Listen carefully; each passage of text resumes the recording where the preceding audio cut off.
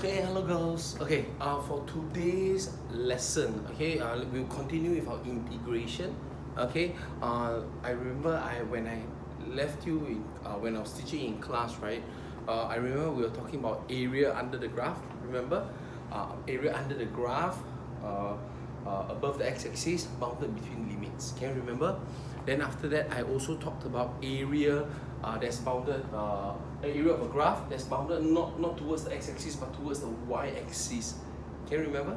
What the area of a region that instead of taking corresponding to the x-axis, we take it corresponding to the y-axis, and then how do we integrate that?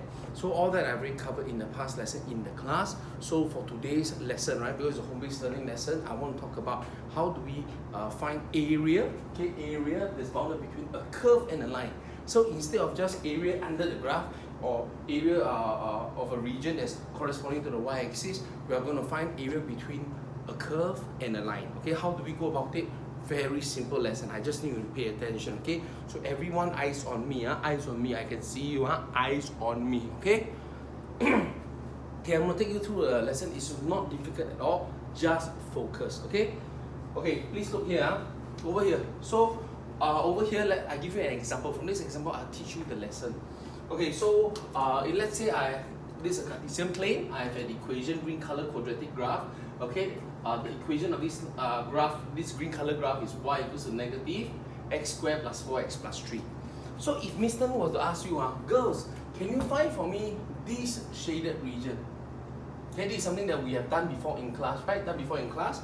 Area that's underneath the graph, okay, above the x-axis, bounded between 0 to 4.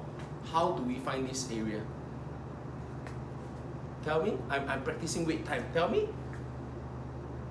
Deborah? Yes, very good, Basically, to find the area, Deborah, what do you say? Yes, integrate between 0 to 4, right?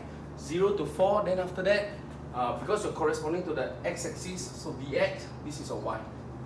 Am I correct? So, to integrate this properly, you have to replace your y with whatever polynomial you have in terms of x. So this is negative x squared plus 4x plus 3 dx. So you integrate this. Okay, this is not difficult. We can all integrate this.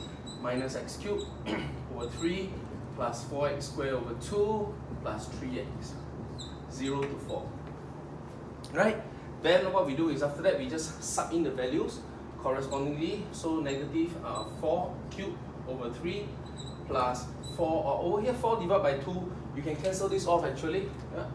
Then you have 2. Easier for you to compute.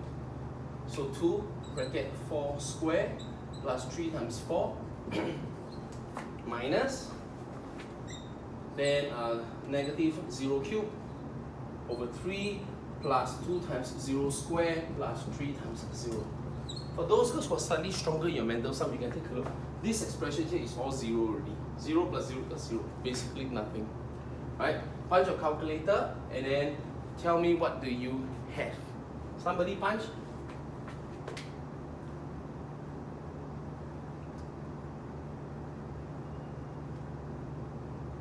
Somebody punch your calculator quick. Tell me what do you have. I will have. Oh, I don't have calculator. Sorry.